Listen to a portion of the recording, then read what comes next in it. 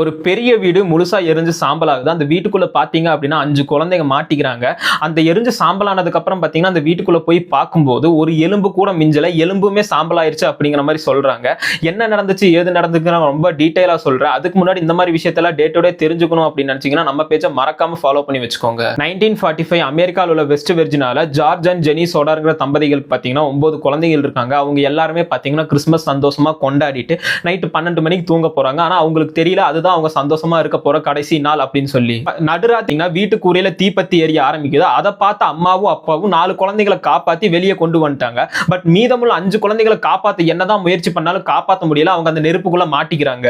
அந்த குழந்தைகள் எல்லாத்தையும் காப்பாத்தணும்னு சொல்லிட்டு அந்த அப்பா ஜார்ஜ் என்ன பண்றாரு அப்படின்னா டெலிபோனுக்கு எடுத்து கால் பண்றாரு ஃபயர் சர்வீஸ்க்கு. பட் பாத்தீங்கன்னா டெலிபோன் லைன் கட்டா இருந்திருக்கு.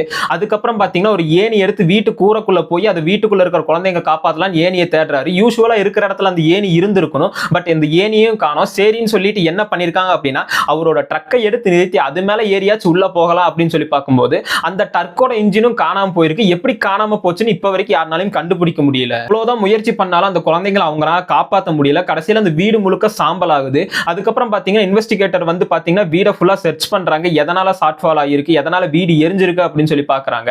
அப்படி பார்க்கும்போது எந்த ஒரு விஷயமும் கண்டுபிடிக்க முடியல. குழந்தைங்களோட எலும்பு துண்டு கூட கிடைக்கல. எப்படி எலும்பு கூட மிஞ்சாம எரிஞ்சிருக்கும் அப்படின்னு சொல்லி எல்லாருக்குமே ஒரு சந்தேகம் வரப்படுது. இன்னொரு பக்கம் இன்வெஸ்டிகேட் பண்ணும்போது என்ன தெரிய வருது அப்படின்னா அந்த வீடு தீப்பிடிக்கிறதுக்கு முன்னாடியே அந்த 5 குழந்தைகளும் கடத்தப்பட்டிருக்காங்க அப்படின்னு சொல்லி தெரிய வருது. என்னாச்சு எதனால கடத்தப்பட்டாங்க அப்படிங்கறத பார்ட் 2ல சொல்றேன். மறக்காம நம்ம பேஜை ஃபாலோ பண்ணி வச்சுக்கோங்க.